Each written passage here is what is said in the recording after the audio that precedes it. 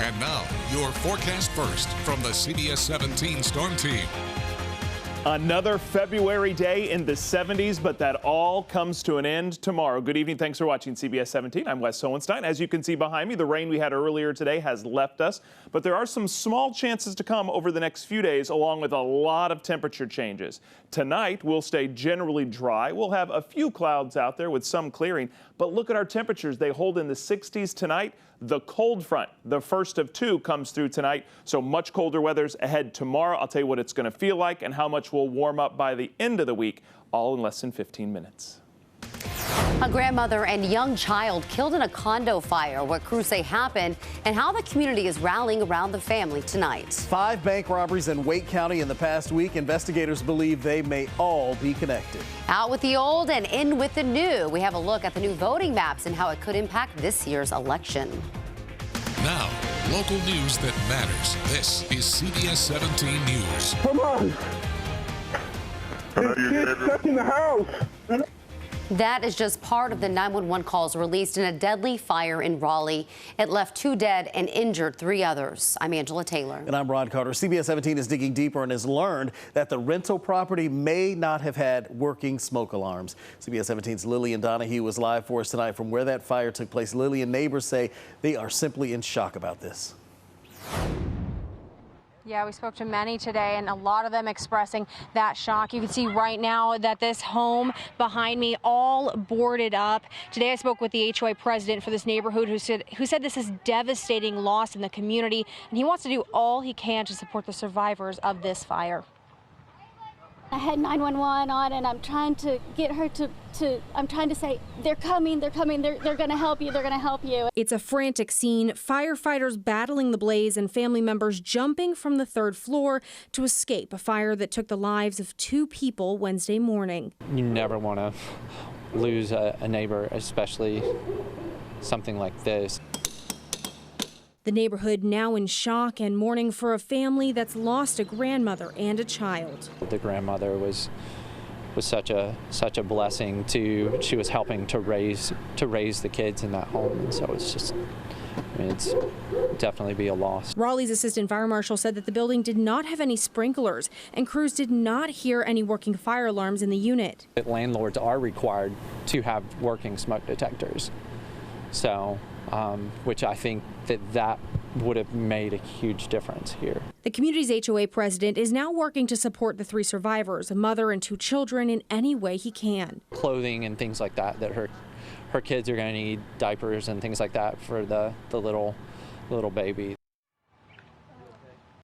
And the landlord told us over the phone that he believed there were smoke alarms in this unit, but the city of Raleigh does not routinely check single-family rentals like this for working fire alarms. An official with the city's code enforcement told me today that they do look for those alarms when they are called to investigate any type of code violations. And now the fire department is still investigating the cause of this fire. We're going to keep you updated as we learn more. Reporting live in Raleigh, Lillian Donahue, CBS 17 News. Yeah, we'll figure out if they have those working smoke detectors or not. Lillian, thank you. The Johnson County Sheriff's Office arrested 2 teens in a deadly shooting. 21-year-old Harley Alexander Shirley was found shot to death at the Sheets on Cornwallis Road in Garner last Thursday night. Shirley is the son of Lizard Lick towing reality TV star Ron Shirley. Investigators say a 20-year-old woman was also shot and taken to the hospital with serious injuries. Johnson County Sheriff's Office says that a 17-year-old from Willis Springs and a 16-year-old from Garner were charged with murder and attempted murder. Durham police are looking for this car in connection to a deadly weekend shooting. The vehicle is a 2015 or 2016 white Ford Fusion SE titanium package with dark tinted windows and a temporary 30-day paper license tag. The shooting happened Sunday afternoon near the intersection of East Main Street and Anger Avenue. Officers found Israel Janguna shot multiple times. He was taken to the hospital where he died. If you know anything about this or the shooting, you're asked to call Durham Crime Stoppers. The search continues for 2 people investigators believe robbed several banks in the Triangle. So yesterday, police were called to investigate those bank robberies. There was one in Raleigh, Cary, Morrisville. Actually, I think 2 in Raleigh. CBS 17's Brea Hollingsworth is live in Raleigh. And Brea, police now say that there are actually 5, and they believe the 5th one is connected to all the others. Yeah, that's right. Police were called to this Wells Fargo bank off of Spring Forest Road on Friday. They believe that all of these robberies are connected, and now the FBI has been called to assist. One bank in Morrisville, one in Cary, and now 3 in Raleigh, all robbed. The search continues to find the suspects responsible for the robberies and ditching a getaway car. Investigators were called to a robbery Tuesday at this bank in Morrisville. While there, Morrisville Police Chief Pete Acosta says they got word about a similar suspect tied to other bank robberies in Raleigh. The suspect was dressed in dark clothing, got into a vehicle, later found that he was suspect in a few other robberies in Raleigh and in Cary. Cary police say they tried to intercept the suspect's car but were unable to stop it. It was later found on fire in this parking lot near an apartment complex off of Centennial Parkway. A number of investigators swarmed the parking lot collecting evidence and talking with witnesses. Chief Acosta told me his agency is working closely with the FBI and other agencies to find the people. We have the vehicle, we've processed the vehicle. We're working in collaboration with Cary Police Department and Raleigh Police Department. Our investigators have been out all day with them.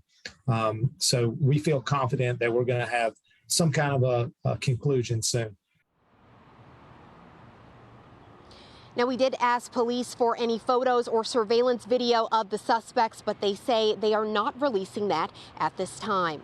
In Raleigh, Brea Hollingsworth, CBS 17 News. All right, and the search continues. Thank you, Brea. Well, 2 middle school students in Rocky Mount are facing charges after a gun was found on campus. Police say one student brought a gun from another student at Parker Middle School. A school resource officer and administrators then took that gun. Police said there was no threat to any of the students. Several fights broke out at Wake County High School today, and according to the school's principal, that prompted a number of security changes. CBS 17's Galat Malabat is live outside at Leesville Road High School. And Galat, what is the school saying about what actually happened? Yeah, the principal sent a letter to families saying that he requested additional law enforcement here today because of multiple fights that broke out during lunch. The principal says that rumors about a weapon here on campus are not true. He believes the increased law enforcement at the school today led to those rumors. A video taken by a student shows multiple students punching each other. People who appear to be faculty members are trying to separate students. The principal says these fights were quickly broken up and there will be appropriate disciplinary action for the students involved, and they will pursue prosecution to the fullest extent of the law. The principal also says that there will be additional security here tomorrow just as a precaution. Live in Raleigh, Galat Malabat, CBS 17 News. All right, Galat, thank you. More major changes are on the way that will have an impact on this year's election. A court has thrown out the revised congressional districts Republicans approved last week and had them redrawn, saying the Republican plan didn't meet the court's standards. Capitol reporter Michael Hyland live in Raleigh for us tonight. Michael, there could still be further changes to this. I feel like I'm watching a political soap opera here. Every day something new. It really is incredible to watch. Appeals were due to the state Supreme Court just a few minutes ago, so we're waiting to see what they're going to do. But the stakes are incredibly high here because how this all turns out is going to affect how easily each party can win races this year and how they compete for your vote. So this is the new congressional map that the court adopted earlier today for the state's 14 congressional districts. It gives more opportunities for Democrats to win seats than they would have otherwise, including creating a new Democratic district in Charlotte and a swing district in the Triangle. Analysts say depending on how the election goes, it's unlikely either party would win any more than 8 of the 14 seats based on recent voting history. Previous versions had Republicans winning as many as 10 of them. But any appeal of this decision today could lead to even further changes. I'm not sure that this is ever going to be resolved to both sides' agreement, because this is the most political activity. If the new map stands, the congressional districts would only be used for this year's election and would have to be redrawn again. The court did approve the new legislative districts, the state legislative districts, but Democrats are still concerned with the map for the state Senate. Governor Roy Cooper issued a statement about that today, calling it the worst of the bunch. If there is indeed a resolution to all of this today, then candidates are going to start beginning to file to run for office tomorrow morning at 8 o'clock.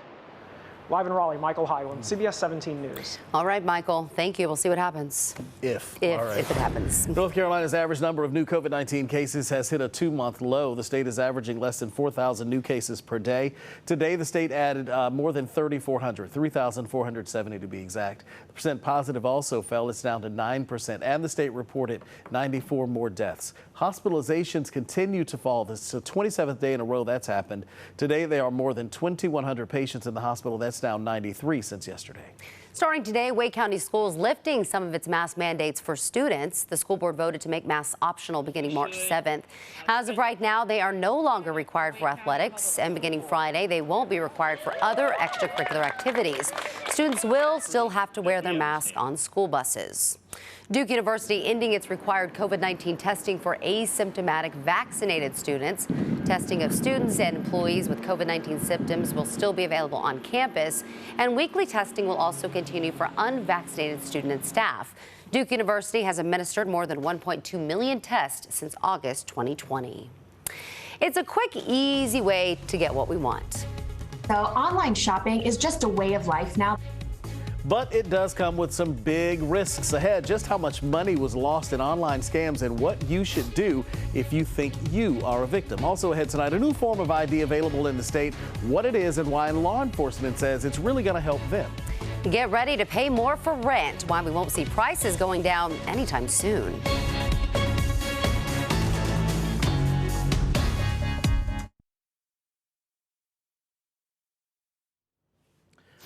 People in North Carolina lost more than $93 million to fraud last year. That's according to a new report from the Federal Trade Commission. More than 64,000 fraud reports were filed. The median loss was about $446 per person. So the FTC says the top category of reports received from consumers in North Carolina was identity theft, followed by imposter scams and credit bureau scams. More than $8 million. That's how much money people lost in online scams just last year. Not good. Online shopping scams have skyrocketed during the pandemic. Consumer investigator Steve Sbraccia is here now with ways that we can protect ourselves, because a lot of us do it. Of course, we all just about shop online. We sure do, Rod. And online shopping by far the most convenient way to buy items. But a report by the BBB entitled Theft on a Massive Scale says losses from online shopping scams are huge. Online shopping has become one of the most profitable areas for criminals, according to the BBB report. In 2021 alone, $8.4 million in losses was reported just from online shopping scams. Online shopping fraud has also increased. One way that criminals do that is to create fake shopping platforms. There's obviously an infinite amount of shopping platforms out there, and unfortunately, they're not all the most safe and secure websites. You need to look for the lock icon and the S at the end of HTTP to know it's a secure website. They just want the quick buck, so they'll make these websites, get whatever money they were looking for, get whatever amount they're looking for, and then the website gets shut down. Criminals will also create so-called shell websites. That website may be created by a scammer who's saying that they sell a particular product, but they're actually not selling it. They're just trying to get your information. Scammers often create and shut down websites very quickly. The website Scam Advisor could often tell you how long a website has been in operation. When it comes to reviews, should you be wary of reviews on the actual site? Because can they be faked? So reviews can be fake on the actual website that you're purchasing. So always look and see if it's a verified review. And the website FakeSpot will do just that for you, analyzing thousands of reviews looking for suspicious ones. You can even add it as an extension to your browser. Now, before you make any purchase on a website that you've never heard of, do a little research. Yeah, it may take 5 or 10 minutes more, but in the long run, you're going to save yourself a lot of heartache, and you won't be throwing away your money on a scam. Working for you, I'm consumer investigator Steve Sbraccia. Very good advice, Steve. Thank you. A warning for drivers who use toll roads across the state. North Carolina Turnpike Authority is cautioning drivers about unauthorized payment vendors targeting NC Quick Pass customers. So here's the deal. These vendors are promising easier bill payments. However, they charge for service fees, and customer payments are often delayed, and then that just leads to more fees. Drivers are encouraged to only make payments through the NC Quick Pass website. One of the most acclaimed culinary groups announced its top contenders for its 2022 Restaurant Industry Awards. 4 Triangle chefs are among the list of nominees for Best Chef of the Southeast. They're Oscar Diaz with the Cortez in Raleigh, Sonny Gerhardt with St. Roch Fine Oysters and Bar in Raleigh, Chidi Kumar with Garland in Raleigh, and Ricky Moore with the Salt Box Seafood Joint in Durham. Also a semifinalist, Alley 26 in Durham for Outstanding Bar Program. And if you weren't hungry, you are now. I was just about to say, now I just want to go to dinner. All of that sounds fantastic. Wes, you should take us to dinner. Oh, okay, that was Top Triangle Chiefs. Did I say Chiefs? No, did I hear chefs or chiefs? Because I think it was chefs, my friend. Oh. I'm confused. I am too, but I'm trying to help out here. All right. What? I'm a chief meteorologist. You were talking about chefs. You see what I did there? Okay. Let's talk about weather, because what a change we're about ready to go through. Today, our 3rd day in a row with temperatures in the 70s. And as you can see, we've got some sunshine around town. They're watering the grass down at Segra Stadium in Fayetteville. My grass is still brown as it's dormant this time of year, but March is around the corner, and we're going to have to be doing yard work before you know it. We had some clouds today. We had some rain. You can see the visible satellite over the past 24 hours. Late in the day, we start to get some clearing. We will bring clouds back tomorrow, though, and the rain we had this morning is now gone, but we do have some small rain chances over the next couple of days. We've also got a cold front. That comes through later tonight. You can see, before I drop the temperatures up, there's the cold air. It's just up in the mountains, so that'll drop in tonight. But let's put in the temperatures, because another day that doesn't look like February, didn't feel like it, with temperatures 71 today in Raleigh is where we topped out, 77 in Fayetteville. Down in Wilmington, it was 82 today. All of this comes to a crashing halt with tonight's cold front. Comes through late tonight, no rain with it. You can see our temperatures will hold in the 60s tonight. But by tomorrow morning, they drop down to 50. That's probably going to be our warmest temperature of the day, as we'll cool into the 40s throughout the day tomorrow. And we've got some small rain chances morning and in the afternoon. So here's what the surface map looks like. Again, we're going to go back and forth a couple times with the temperatures over the next 3 days. So tonight, cold front comes through, brings us colder temperatures tomorrow. Little breezy, but a small chance of rain. Then front goes back north on Friday. We're back into the 70s. But wait, here comes another cold front Friday night. That'll send us back into chilly temperatures as we head into the weekend. So whatever it feels like today and the next day, just remember the following day it's going to be completely different. So today we were in the 70s. Tomorrow, much cooler and in the 50s, 58 in Fayetteville. Thursday afternoon in Rocky Mount, 48 degrees, 52 in Smithfield tomorrow. Here in the Triangle, about 49 in Wake County, a degree cooler in Durham. And by tomorrow afternoon along the Virginia border, we're talking mid-40s. So again, 3 days in the 70s, boom, 40s tomorrow. But we're back up to 76 on Friday. Another cold front Friday night drops us into the 50s on Saturday. I like Saturday as the pick day of the weekend. It's a dry day, some rain maybe late Saturday night, and then we're still cool Sunday, but with scattered showers. Dry again Monday, but a high of only 50 as we wrap up this strange February month we've just lived through. March begins Tuesday with a high of 57. A lot of dry weather next week on your exclusive 10-day forecast, and eventually warming. Late next week, we're in the 60s. A week from Saturday, guys, we're around 70 degrees. That's it for chef meteorologist Wes Hohenstein. Back to you. We need to work on his jokes. Yeah, badly. Thanks, Chief. All right, coming up new at 5:30, thousands of Fort Bragg soldiers are in Europe as the Ukraine-Russia conflict intensifies. It's just been hard having to adjust to being a quote-unquote like single mother at the time. Tonight, we talked to one Fort Bragg military spouse, what she says is the most difficult part of deployment. Renters are facing more price hikes. How much rent has gone up over the last year? We'll tell you about that. You're watching CBS 17, local news and weather that matters.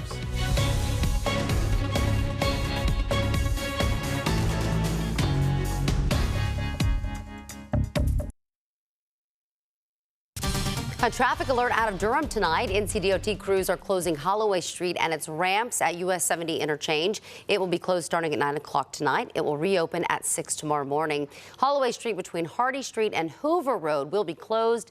Detours will be in place. A new form of ID is now available for people in Wake County who cannot get state-issued IDs. Now, although they're not a form of government ID and can't really be used as a driver's license, the Wake County Sheriff's Office is supporting the use of these. The sheriff tells us they are a really good way for law enforcement to identify people who don't have the proper identification for documentation, I should say, for state ID.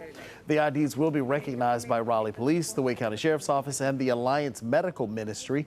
The medical ministry says they often refer patients to larger hospitals who require ID to treat people.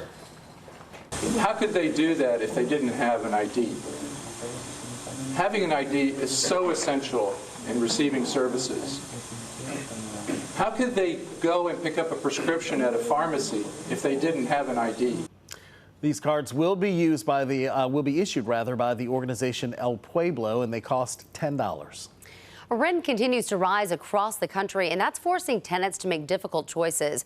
According to Realtor.com, nationwide rent prices are up nearly 20% compared to last year. The Miami area saw the biggest jump, with rates increasing more than 52%. In Raleigh, rent is up more than 23% since last year.